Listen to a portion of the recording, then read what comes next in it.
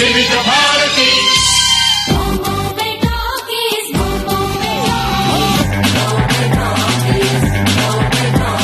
Science, light, sound, camera, action. इनकी कई पीढ़ी ने फिल्मों में योगदान दिया है। हमें तो लूट लिया मिलके हुस्न वालों ने। ये फिल्में आपने देखी होंगी। हो बिहार के लाला। इनके बारे में आप जानना चाहते हैं? आशिकाना दर्श दिखाया करो जी कभी सर्दी गाड़ी भूल के भी आया करो। आज के बॉम्बे टॉकीज में आपको सुनवा रहे हैं बिजली गिरा आने में हुआ कहते हैं मुझको हवा हवाई। फिल्म निर्माता, निर्देशक और लेखक सुनील बोहरा से यूनुस खान की बातचीत। दोस्तों नमस्कार। विविध भारती के स्टूडियो में इस समय हमारे साथ हैं जाने माने फिल्म प्रोड्यूसर सुनील बोहरा जी। बहुत बहुत स्वागत आपका। सर धन्यवाद, आपने मौका दिया यहाँ आने का। मैं एग्जैक्टली बहुत ज्यादा एक्साइटेड हूँ कि मेरी लाइफ का पहला इंटरव्यू मैं कर रहा हूँ ऑल इंडिया रेडियो के साथ।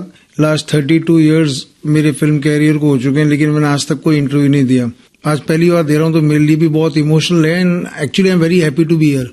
मुझे ये पता है कि आपको बचपन से रेडियो सुनने का शौक रहा है, जरा उन यादों में हमें ले चलिए। सर मैंने बताया कि जैसे कि हम लोग रहते थे राजस्थान में जी, और Rajasthan I am talking about like 80s। Programme आता था आपका हवा महल। क्या बात है, रात के 9 सवा 9 बजे जी। और उसको सुनते सुनते, उसका नैरेटिव सुनते सुनते, कहीं ना कहीं आप बोलिए कि to be part of Indian cinema might have started from there. हो सकता है क्योंकि मैं फिल्म फैमिली से हूँ, मैं ज्यादा उनको इमेजिन कर पाता था। और मुझे याद है कि जब वो प्रोग्राम खत्म होने पर आता था, आई थिंक सो 25 मिनट्स जितना होता था, तो लगता था नेक्स्ट कब आएगा। मॉर्निंग में शुरू करते थे तो गीत माला प्रोग्राम आता था 1 घंटे का, जिसमें गाने आते थे। ओपनिंग में मुझे आज भी याद है नई पिक्चरों के गाने, लास्ट में कुछ ओल्ड सॉन्ग्स। तो चित्रलोक प्रोग्राम होता था जी, चित्रलोक। तो वो सुबह सुबह सुनते थे। आई थिंक सो अगर मैं मिस्टेक नहीं हूँ 8 से लेके 9:30 आया करता था प्रोग्राम। उसके बाद पूरे दिन भी अगर आप देखें कि घर में रेडियो ऑन होता था, जैसे एक मेंबर ऑफ फैमिली है। क्या बात है। मतलब सारे काम चालू, ये हो रहा है, ऑफिस हो रहा है। और उसके बाद ये तो बहुत लेटर नई टेक्नोलॉजी है, बट आई पर्सनली फील कि मेरा एक कनेक्ट ऑल इंडिया रेडियो से आई थिंक सो जब मैं बहुत छोटा था तब से, और अभी भी है।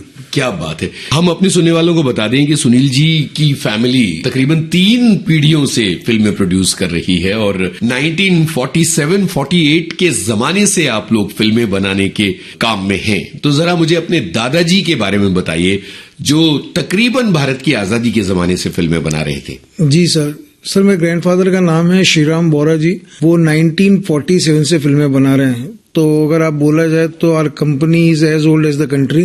क्या बात है। और उनकी पहली पिक्चर थी लचक, जो गीता बाली जी उसमें एक्ट्रेस थी, बट अनफॉर्चुनेटली वो चली नहीं। सेकंड फिल्म उनकी थी जिसका नाम था अल हिलाल, जिसका गाना है हमें तो लूट लिया मिलके हुस्न वालों ने। इस्माइल आजाद कव्वाल की आवाज जी। और उसके पीछे भी एक शानदार स्टोरी है कि उन्होंने 9 मिनट का वो कव्वाली रिकॉर्ड की थी, बट ड्यू टू बजट पूरी शूट नहीं हो पाई।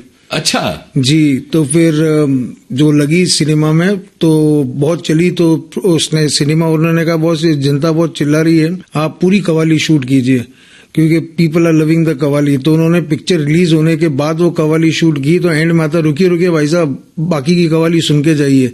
वाह। ये आज तक कभी हुआ नहीं जो उस पिक्चर में हुआ था। उसके बाद उनकी जर्नी, मतलब वो अलग सिनेमा बना रहे थे, जैसे हरक्यूलिस, अब थीफ ऑफ बगदाद। उस जमाने में हमने 3 बार बनाई थी। पहली हमने दलजीत जी के साथ बनाई, उसके बाद दारा सिंह, उसके बाद शत्रुघ्न सिन्हा, कबीर बेदी साहब। तो मोस्ट टाइप की गोल्डन आइज, डॉक्टर शैतान, पुरस्कार, CID एजेंट, जब याद किसी की आती है। तो उनका जो फॉर्मेट था, like deciding on script was completely different. मतलब जब एक तरफ आन मिलो सजना आर्यरो बना रहे थे हरक्यूलिस।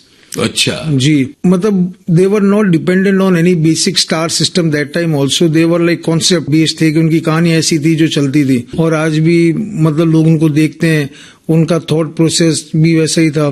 तो टोटल हम लोग ने अभी तक 156 फिल्में बना ली है। बाप रे, ये तो बहुत बड़ा प्रोडक्शन हाउस कहलाया एक तरह से। ये सर बड़ा या छोटे का पता नहीं, प्यार मिला और कुछ और आता नहीं है।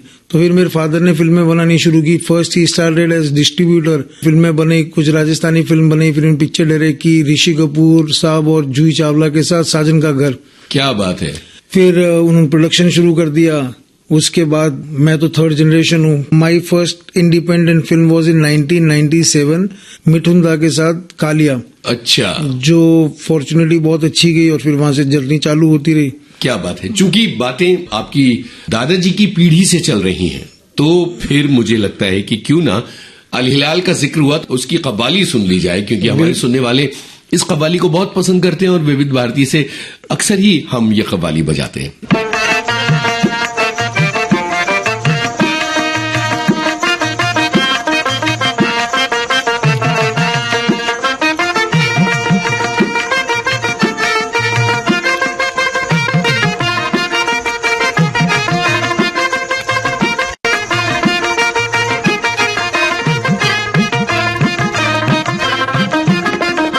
हमें तो लूट लिया मिलके हुस्न वालों ने, काले काले बालों ने, गोरे गोरे गालों ने। हमें तो लूट लिया मिलके हुस्न वालों ने, काले काले बालों ने, गोरे गोरे गालों ने।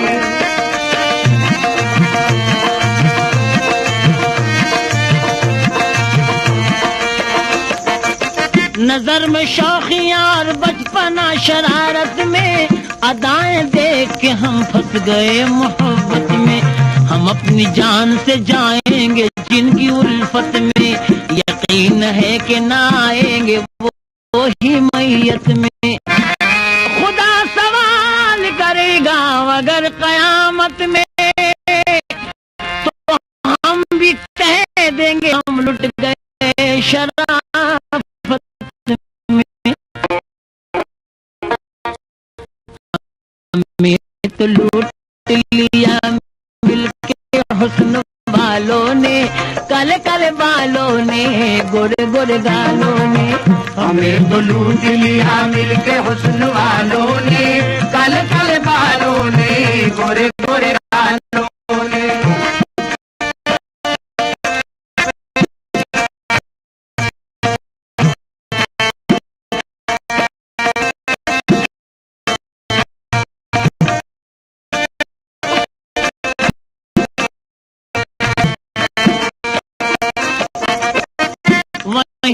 वहीं पे कयामत हो वो जिधर जाए, झुकी झुकी हुई नजरों से काम कर जाए। तड़प तो छोड़ दे रास्ते में और गुजर जाए। सितम तो ये है कि दिल ले और मुकर जाए। समझ में कुछ नहीं आता कि हम किधर जाए, यही इरादा है ये कह के हम तो मर जाएं। हमें तो लूट लिया मिलके हुस्न वालों ने, काले काले बालों ने, गोरे गोरे गालों ने। हमें तो लूट लिया मिलके हुस्न वालों ने, काले काले बालों ने, गोरे गोरे गालों ने।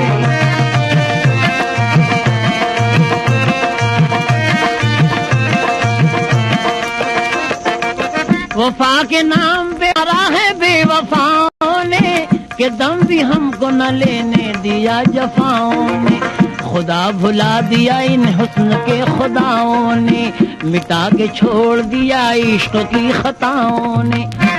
उड़ाया कभी जुल्फ की हवाओं ने, हयाल नाज ने लूटा कभी अदाओं ने। हमें तो लूट लिया मिलके हुस्न वालों ने, काले काले बालों ने, गोरे गोरे गालों ने। हमें तो लूट लिया मिलके हुस्न वालों ने, काले काले बालों ने, गोरे गोरे गालों ने।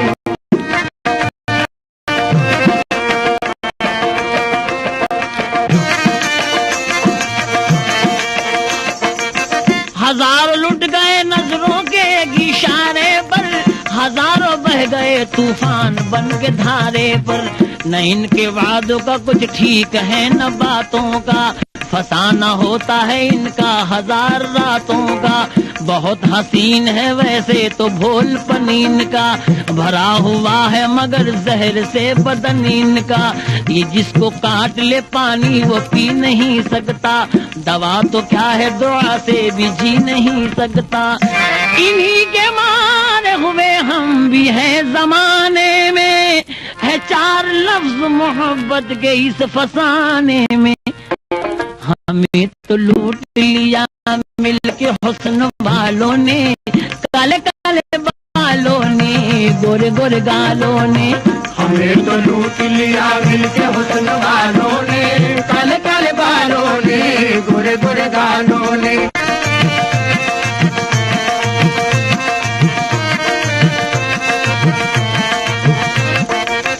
जमाना इनको समझता है नेकवर मासूम, मगर ये कैसे हैं क्या है किसी को क्या मालूम। इन्हें न तीर न तलवार की जरूरत है, शिकार करने को काफी निगाह उल्फत है। हसीन चाल से दिल पाए माल करते हैं, नजर से करते हैं बातें कमाल करते हैं। हर एक बात में मतलब 1000 होते हैं, ये सीधे साधे बड़े होशियार होते हैं। खुदा बचाए हसीनों की तेज चालों से, पड़े किसी कभी पाला न हुस्न वालों से। हमें तो लूट लिया मिलके हुस्न वालों ने, काले काले बालों ने, गोरे गोरे गालों ने। हमें तो लूट लिया मिलके हुस्न वालों ने, काले काले बालों ने, गोरे गोरे गालों ने।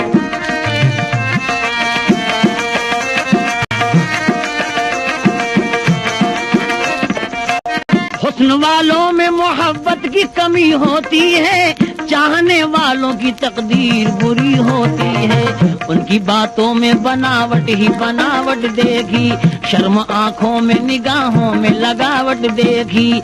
आग पहले तो मोहब्बत की लगा देते हैं, अपने रुखसार का दीवाना बना देते हैं। दोस्ती करके फिर अनजान नजर आते हैं, सच तो ये है कि बेईमान नजर आते हैं। मौत से कम नहीं दुनिया में मोहब्बत इनकी, जिंदगी होती है बर्बाद बदौलत इनकी। दिन बहारों के गुजरते हैं मगर मर मर के, लुट गए हम तो हसीनों पे भरोसा करके। हमें तो लूट लिया मिलके हुस्न वालों ने, काले काले बालों ने, गोरे गोरे गालों ने। हमें तो लूट लिया मिलके हुस्न वालों ने, काले काले बालों ने, गोरे गोरे गालों ने।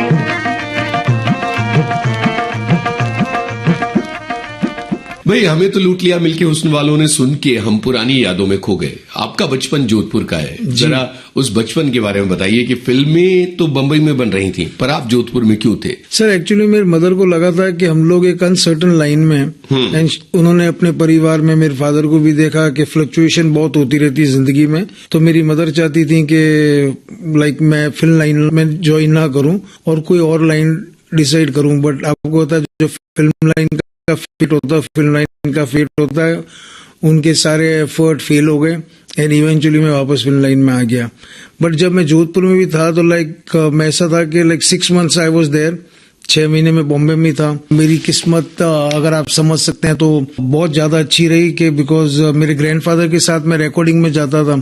वाह। और मैंने लाइव लता जी को गाते हुए सुना है।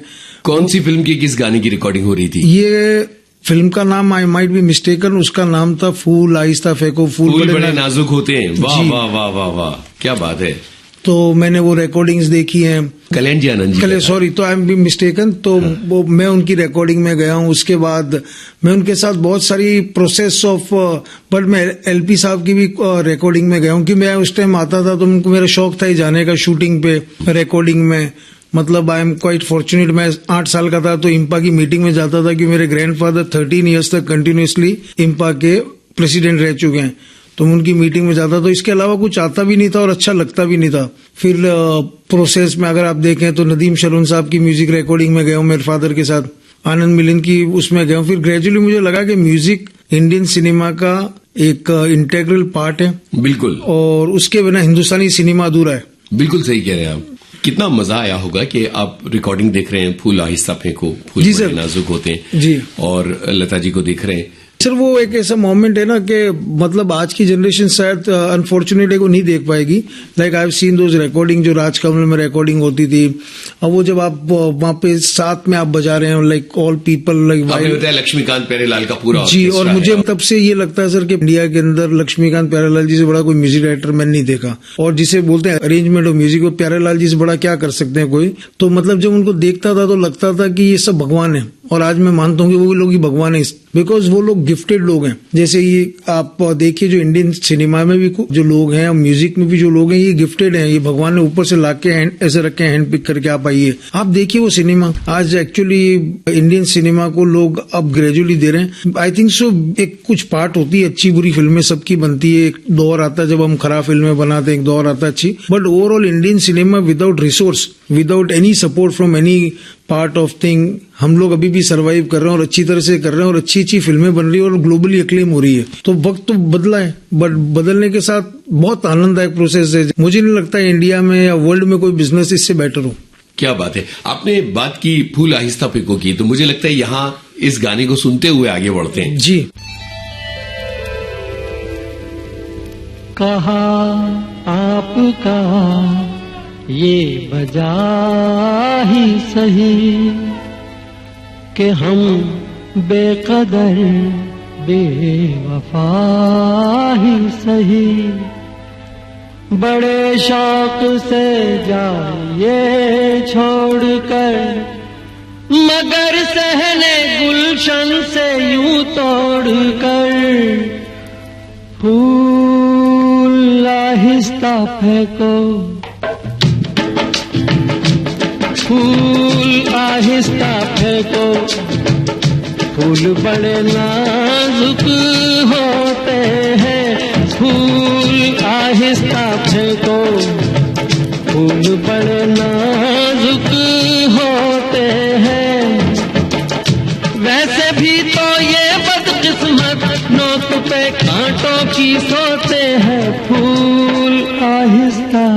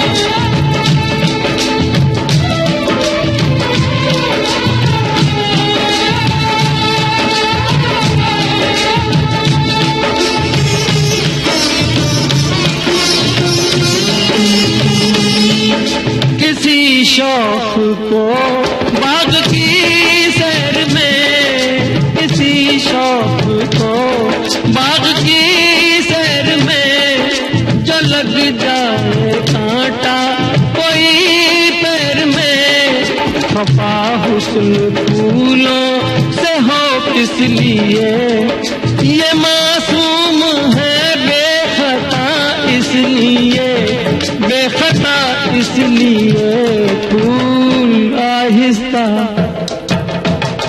आहिस्ता फेंको, फूल बड़े नाजुक होते हैं।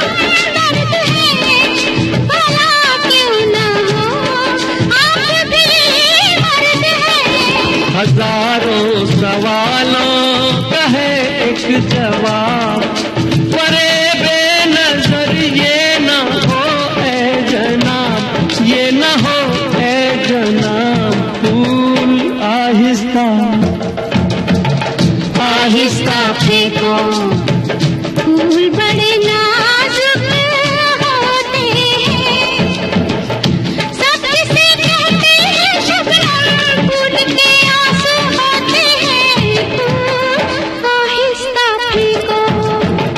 फूल बड़े नाजुक होते हैं, फूल आहिस्ता फेंको। बातें हो रही हैं 3 पीढ़ियों से सिनेमा बनाने की। आपके दादाजी की फिल्में कितनी देखी थी आपने? सर सारी। अच्छा। और मेरा तो जो एक्सपीरियंस है कि वो काफी वियर्ड भी होगा, आप सुनेंगे। क्या है कि हमारी दादाजी पिक्चरें बनाते थे उस जमाने में स्क्रीनिंग होती नहीं थी। हाँ। उसमें होते थे कि जैसे आज आपने स्टॉक शूट किया और स्टॉक शूट करने के बाद लैब में जाता था, जैसे फिल्म सेंटर हो गया सब, और वो कुछ महीनों बाद वापस आते आपको दिखता था। तो मैं वो रशेस देखने जाता था स्टूडियो में जिसमें साउंड नहीं होता था। अब मैं उस जमाने की बात कर रहा हूँ जब स्टेनबेक से भी पहले जब फिल्में कैसे एडिट होती थी, तो मैं एडिट में जाता था। और एक लिक्विड आता है उसको सीमेंट बोलते हैं, जिससे आप रील को स्टिक करते हैं आपस में। हाँ जी। तो मुझे तो अगर आप रील करती हैं तो मुझे उसकी खुशबू लगती थी मैजिकल, मुझे बहुत ज्यादा अच्छा लगता था। लाइक जब कैमरा का साउंड आता था और जब साउंड बंद हो गया कैमरे का, व्हेन वी स्टार्टेड इनटू के साइलेंट कैमराज, तो actually I was not able to adjust for few years. मुझे पता ही नहीं चला कि यार ये क्या हो रहा है। मतलब मुझे लगता था शूटिंग कैसे हो रही है अगर कैमरे का साउंड नहीं आ रहा, बिकॉज वो कैमरे के साउंड के साथ बचपन से पैदा हुए हैं। वो सुन के एक अलग टाइप का आनंद आता था, जो अंदर एक मैगजीन घूमती थी। बिल्कुल। It was a very very lovely experience. तो था उसको सोच के कि वो प्रोसेस भी अच्छा था, ये प्रोसेस भी अच्छा है। बिल्कुल। यहाँ इस गाने को सुनते हुए आगे बढ़ते हैं। जी।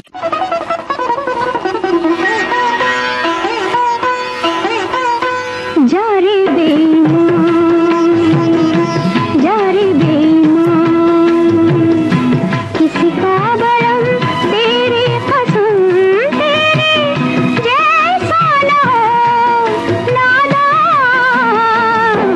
जा जा जा रे बेईमान, किसी का बरम तेरी कसम, तेरे जैसा ना हो नादान। जा जा जा रे बेईमान।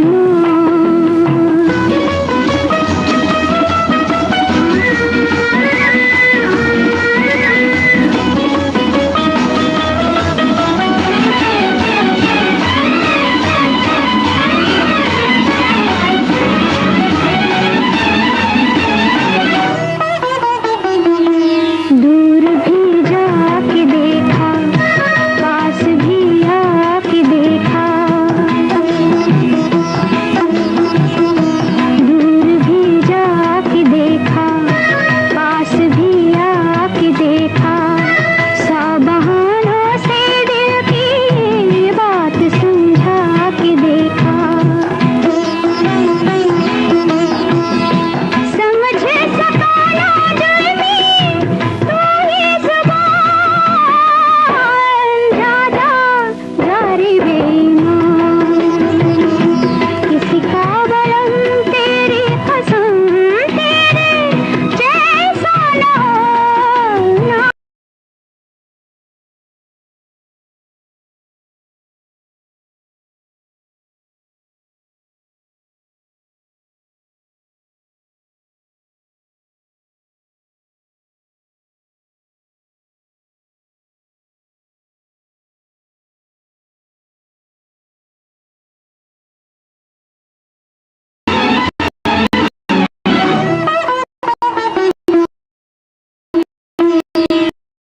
दिल का शीशा उछाला, शीशे को तोड़ डाला, दिल का शीशा उछाला, शीशे को तोड़ डाला, गिर पड़ी मैं बेदर्दी, वरना तूने संभाला। तड़प रही है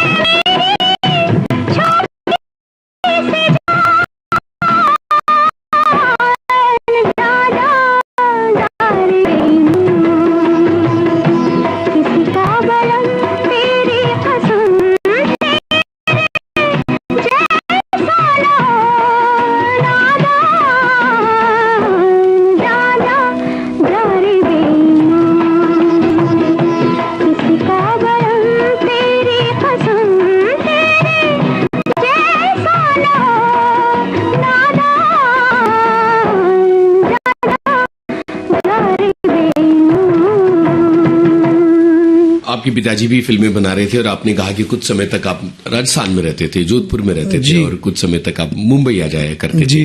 कितना कुछ सीखा आपने पिताजी से? सर देखिए, और भी फैमिली मेंबर्स फिल्म मेकिंग में थे, ग्रैंडफादर भी थे, लेकिन मेरे लिए इंस्पायर ये था कि सर हमारे घर में सिवाय फिल्मों की कोई बात ही नहीं होती। मतलब like my grandfather, my father, my uncles, we don't talk anything else. मतलब एक्सेप्ट सिनेमा हमारे घर में कोई बात नहीं होती। मतलब जो मेरी ग्रैंड मदर है वो इंटरनेशनल फेस्टिवल्स में जाती थी मेरे ग्रैंडफादर के साथ। मेरी ग्रैंड मदर को हर फिल्म मेकर का नाम पता था। गजब। और मेरी ग्रैंड मदर मुझे नहीं लगता दूसरी या तीसरी पढ़ी होगी, बट उनको यश जी से लेके बरजातिया जी से लेके सबके नाम पता थे। शी न्यू देम पर्सनली, क्योंकि ग्रैंडफादर इंपा के प्रेसिडेंट थे, वो घर में डिनर रखते थे, वो सबको जानती थी। मतलब she used to watch Filmfare more than Sanskar TV. और मेरी जैसे ग्रेट ग्रैंड मदर हैं, जो कि मतलब मेरे ग्रैंडफादर की मदर हैं, वो भी बहुत फिल्म शौकीन थी। उस जमाने में क्या होता था सर कि एक पिक्चर जो बॉम्बे में लगी है वो जोधपुर में लगने में 3 साल लग जाते थे। बिल्कुल, बहुत धीरे धीरे फिल्में प्रदर्शित तो अब अगर तो मेरी ग्रेट ग्रैंड मदर को अगर पता चलता था, at the end of the month वो सिनेमा ओनर वो रुमाल लाके देता था और उसके पैसे ले जाता था। तो हम लोग लाइक 3rd की जगह 4th जनरेशन फिल्म मेकर्स हैं। और मतलब मेरी दादी को बहुत ज्यादा, ग्रेट ग्रैंड मदर को बहुत ज्यादा फिल्मों का शौक था। दादाजी को तो डेफिनेटली था ही। लाइक माय मदर, जो मेरी मदर हैं, वो जब आई तो वो कोई फिल्म बैकग्राउंड से नहीं है। वो आके उन्होंने ग्रेजुअली डिस्ट्रीब्यूशन संभाला फिल्म का। अच्छा। तो Rajasthan CI CP as per our trade norms, तो वो संभालती थी। Like when father used to travel तो वो करती थी। और जहां तक मेरी नॉलेज है कि she did better business than my father in distribution. गजब। एंड उस जमाने में, आज तो सर आगे EP LP लाइन प्रोड्यूसर्स के बाद एसोसिएट लाइन प्रोड्यूसर्स, इतनी सब टर्म्स आ गए। उस जमाने में कुछ नहीं होता था सर, एक प्रोड्यूसर होता था और एक प्रोडक्शन मैनेजर। बिल्कुल। तो उस जमाने में हमारे घर की लेडीज EP थी। लाइक हमें जैसे अगर रिसोर्सेज लेने, कपड़े लेने, वो करने तो my mother used to travel, bring them, assemble करते थे। तो पारिवारिक में मतलब घर की लेडीज भी वो पार्ट थी ऑफ डूइंग थिंग्स। आज जैसे भी करंटली हम लोग अगर शूट कर रहे हैं कुछ, तो 135-150 लोगों की क्रू होती है। प्रोडक्शन में 13 आदमी, डायरेक्शन में 12 आदमी, मतलब इतना बड़ा सब हो जाता है उसके अंदर। उस जमाने हमारे घर की लेडीज करती थी। तो हमारे घर में सिनेमैटिक एंटरप्रेन्योर लेडीज भी हैं। लाइक माय मदर, माय चाची, उन सबका ये काम था कि अगर हम शूट कर रहे हैं ऊटी में तो वहां पे कैसे असेंबल करते हैं। बिकॉज ना तो रिसोर्सेज थे उस जमाने में ऐसे, और नीदर वो रिसोर्सेज की जरूरत थी। मुझे आज भी लगता है कि जो यूनिट है जितनी कम होगी उतनी अच्छी होगी। और इस फॉर्मेट में मैंने लास्ट मेरी पिक्चर की थी शाहिद, जिसमें राजकुमार राव हीरो थे और हंसल मेहता डायरेक्टर थे। अवार्ड्स बहुत जीते इस फिल्म ने। जी, बहुत ज्यादा, बहुत प्यार मिला। इनफैक्ट अब 26 फेब को 12 साल हुए तो एक वर्सोवा सोसाइटी है, होमे सोसाइटी, उन्होंने स्क्रीनिंग की। मैं हाउसफुल था, people were loving like crazy. वो पिक्चर 5D कैमरे पे बनी। मतलब वो पिक्चर का बजट था 60 लाख। पूरी यूनिट स्ट्रेंथ 3, 15, 16 मतलब आर्टिस्ट जो जब लगे वो, और उसके अंदर बनी है। तो मैंने उस दिन भी सबको बोला, मैं कि ये केस स्टडी है ये आज के मतलब फिल्म मेकर्स के लिए, कि अगर आपको स्टोरी बोलनी है तो आपको रिसोर्सेज की जरूरत नहीं है, आपको करेज चाहिए और विजन चाहिए, आप बना लो। और आज तो बहुत ज्यादा एडवांस हो गई टेक्नोलॉजी। आजकल तो लोग फोन पे पिक्चरें बना रहे हैं। बिल्कुल। छोटी छोटी बना रहे हैं। वो जमाना कहाँ है जब इतने सब चाहिए थे। बिल्कुल। अच्छा, यहाँ एक गाना सुनेंगे, फिर आगे आपकी फिल्मों की कुछ इंटरेस्टिंग बातें करनी है। जी सर। तो बताइए कौन सा गाना सुनवाना चाहेंगे यहाँ पर? सर कोई भी LP साहब का गाना सुनवा दीजिए। बिल्कुल, सुनते हैं जी।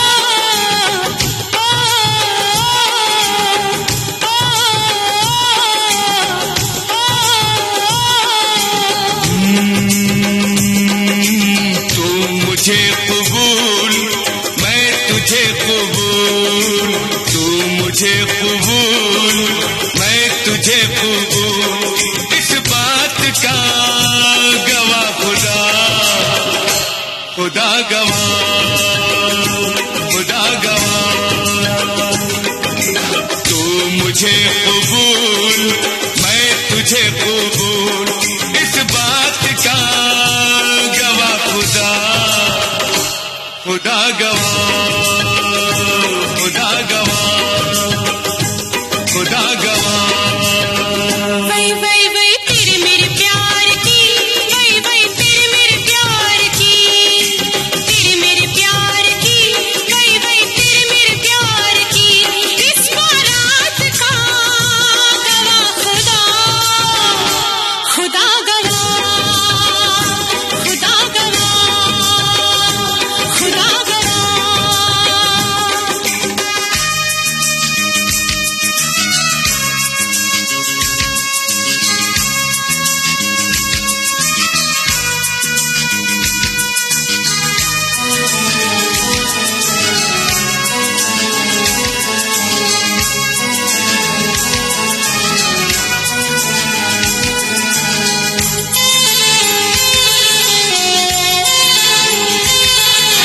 हो कोई गुलाम चाहे बादशाह, इश्क के बगैर जिंदगी गुनाह।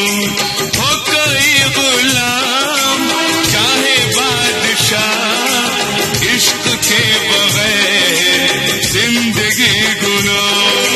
बस ये सोच कर मैंने जान दी, वही वही बस ये सोच कर मैंने जान दी, यानी दिल दिया गवाह खुदा, खुदा गवाह, खुदा गवाह। तू मुझे कबूल, मैं तुझे कबूल। तू मुझे कबूल, मैं तुझे कबूल।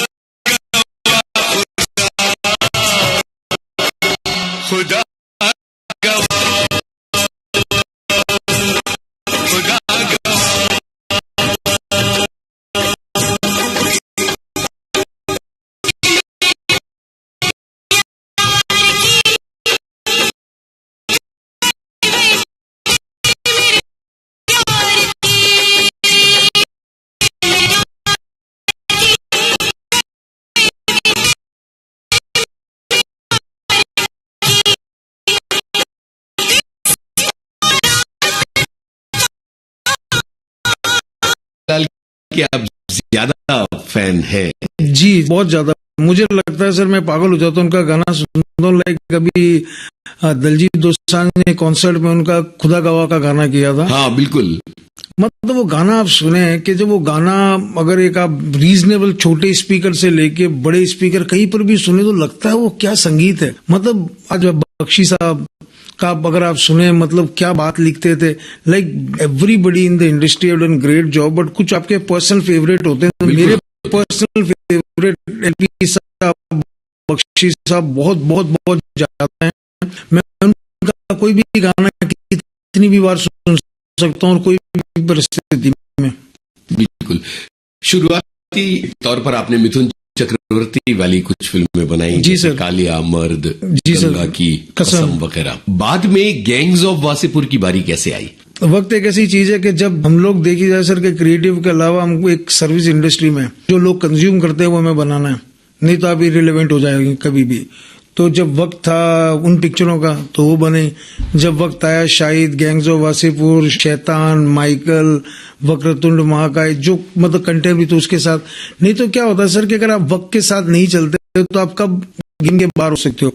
तो हमने हमेशा कोशिश की सर कि जिस तरह का सिनेमा पब्लिक वांट टू सी, जैसे जैसे उनका टेस्ट चेंज हो रहा है हम वैसी वैसी फिल्में बनाएं। तो मैं तो उन पिक्चरों को लेके भी बहुत प्राउड हूँ, इन पिक्चरों को लेके भी बहुत प्राउड हूँ जो बना रहा हूँ।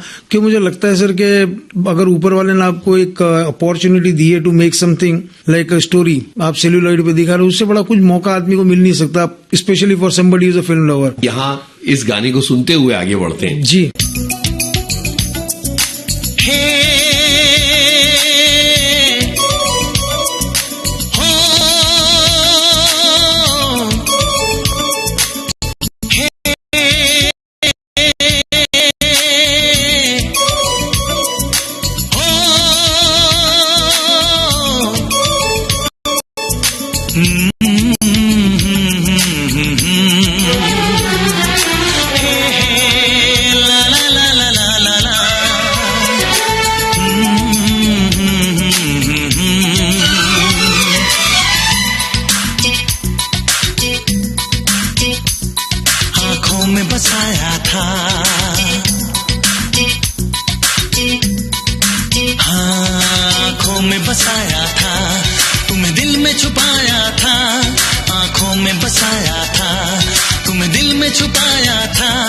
जब चाहूं तुम्हें देखूं आईना बनाया था। हे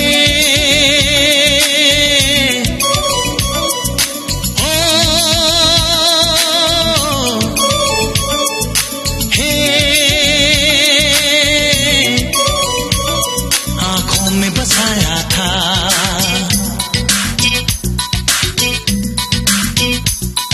आंखों में बसाया था, तुम्हें दिल में छुपाया था, आंखों में बसाया था, तुम्हें दिल में छुपाया था।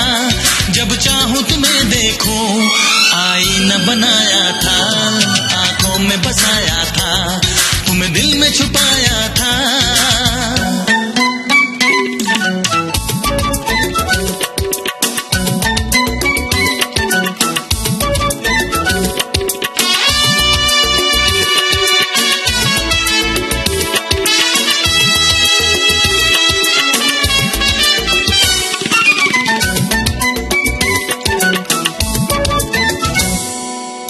में अंधेरा है, वीराना सहरा है, ना जाने मेरा वो चांद किस शहर में उतरा है।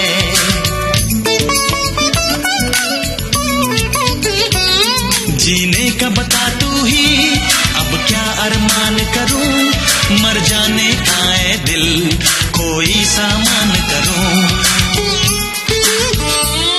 एक साथ जिएंगे हम, हाँ एक साथ जिएंगे हम, क्यों ख्वाब दिखाया था, एक साथ जिएंगे हम, क्यों ख्वाब दिखाया था। जब चाहूं तुम्हें देखूं आईना बनाया था। हे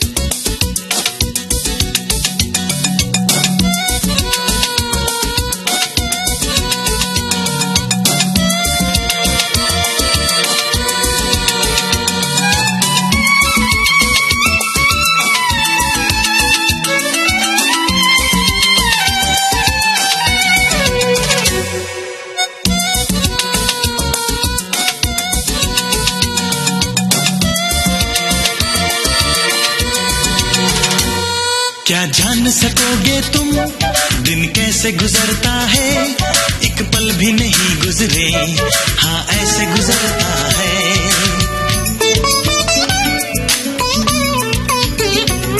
ना चैन ही आता है, ना नींद ही आती है, तेरी याद आती है, आकर तड़पाती है। मैंने तो तुझे जानम, हाँ मैंने तो तुझे जानम पलकों पे बिठाया था, मैंने तो तुझे जानम पलकों पे बिठाया था, जब चाहूं तुम्हें देखूं आईना बनाया था। हे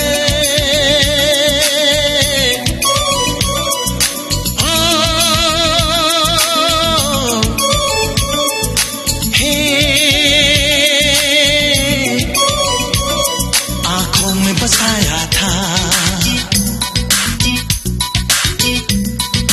हाँ आंखों में बसाया था, तुम्हें दिल में छुपाया था, आंखों में बसाया था, तुम्हें दिल में छुपाया था, जब चाहूं तुम्हें देखूं आईना बनाया था। हे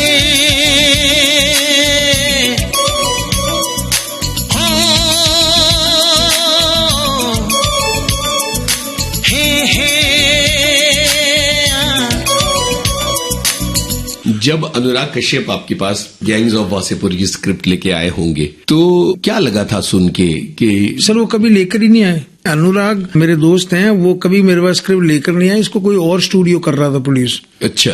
एंड एवरीथिंग वाज फाइनलाइज्ड। और मैं मतलब डेफिनेटली अनुराग और मेरा ऑफिस बाजू में ही था, दोस्त थे तो मिलते थे हम लोग, तो चीजें चल रही थी तो मैं देखता रहता था कि इसका हो रहा है वासेपुर का काम, बट वी वर फ्रेंड्स तो मिलते थे। तो एक दिन उनका एक कॉल आया रात को कि यार वो स्टूडियो इज फॉल आउट हो गया मेरा और ये है आई एम हियर, तो how to put it together. I think so रात में 11 o'clock I came on board as a producer. अच्छा।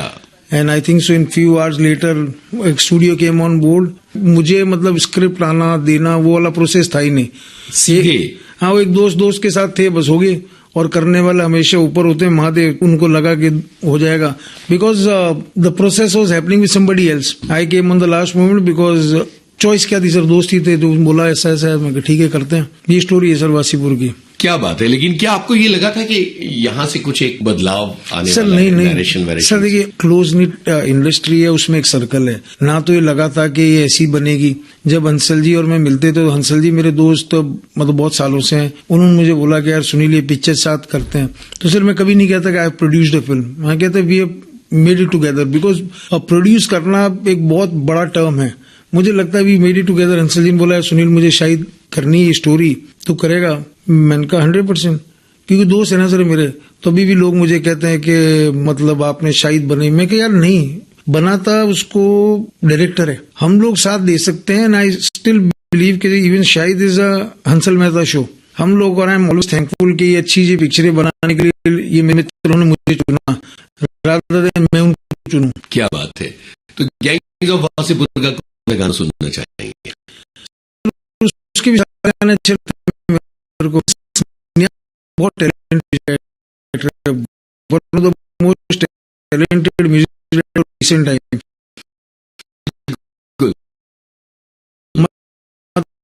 का भी जो साउंड क्रिएशन मुझे बहुत लगता है, बहुत अलग तरीके से इंडस्ट्री में विभिन्न जी काम जी, और बहुत ज्यादा मतलब उनकी बात बहुत है, मतलब जो गाने हैं अगर आप तो देखें मतलब मैं 100% ये मानता हूँ कि हिंदुस्तान म्यूजिक और हिंदुस्तान सिनेमा में उनका भी नाम सुने लिखा जाएगा। She is very very talented.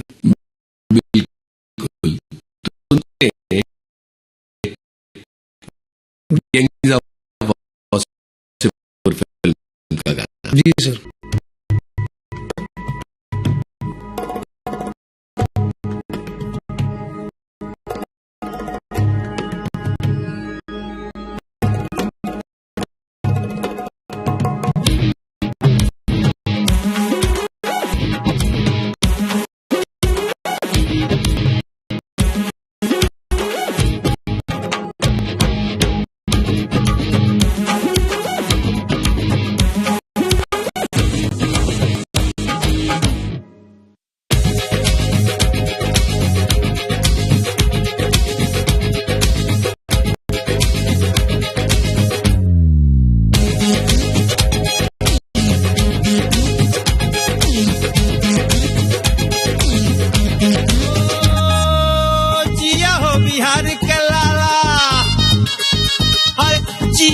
हजार साला, जिया है बिहार के लाला, अरे जिया तू 1000 साला, जिया है बिहार के लाला, जिया तू 1000 साला, जिया हो तू भोर बवाला, जिया तू 1000 साला, जिया तू 1000। तनी नाची के तनी गाई के तनी नाची गाई सबके मन बहलावा रे भैया, तनी नाची गाई सबके मन बहलावा रे भैया, तनी नाची गाई सबके मन बहलावा रे भैया, तनी नाची गाई सबके मन बहलावा रे भैया, तनी नाची गाई सबके मन बहलावा रे भैया, नाची गाई सबके मन बहलावा रे भैया, तनी नाची गाई सबके मन बहलावा रे भैया, नाची गाई सबके मन बहलावा रे भैया।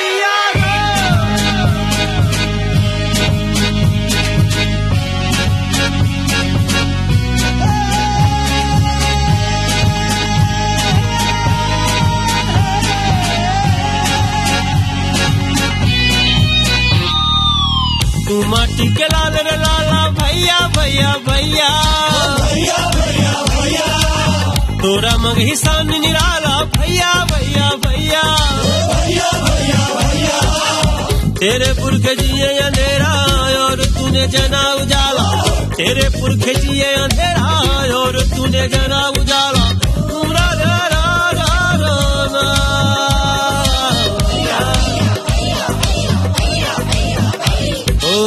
तेरे गुड़ बखाने गंगा तेज से है आग झुलसता, तेरे कंधे चढ़ के सूरज आकाश में रोज पहुँचता, हर जिया तू होनहार, तनी घूम घाम के तनी धूम धाम से, तनी घूम धाम के तनी धूम धाम से, तनी तान खींच के तान से न कहलावा रे भैया, तनी तान खींच के तान से न कहलावा रे भैया, तनी नाची गाई सबके मन बहलावा रे भैया, तनी नाची गाई सब कर दिल बहलावा रे भैया, तनी नाची के तनी गाई के तनी नीके बोल पे गीत सुनावा रे भैया, तनी तीखे तीखे ढोल पे ढोल बजावा रे भैया, तनी झाल उठा के ताल से ताल मिलावा रे भैया, तनी ढोलक मादर मटका चम्मच लावा रे भैया, तनी ओक्का बक्का तनी चंदन काठी चौका काठी, तनी ओक्का बक्का तीन तड़ोक्का गावा रे भैया, तनी चंदन माटी चौका काठी गावा रे भैया रे, तनी सांस फुला के तनी सांस फुला के फूका से फूल उड़ावा रे भैया, तनी जान जला के तनी जान जला के तनी जान जला के गीत के तेल पिलावा रे भैया।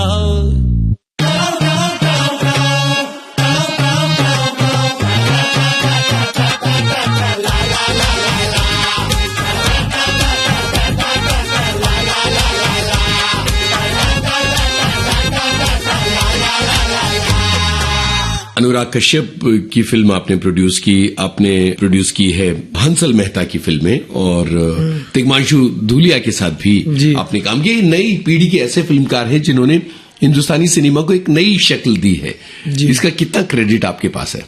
सर मुझे ऐसा लगता है कि मतलब एक होता है ना, लाइक वर्ड्स में आप ब्लॉक नहीं कर सकते या मार्क नहीं कर सकते। क्या है, मुझे लगता है सर जीवन है, ये चलता रहता है, जो आपकी डेस्टिनी में वो मिलता रहता है, जो होता है वो ऊपर वाला करता है।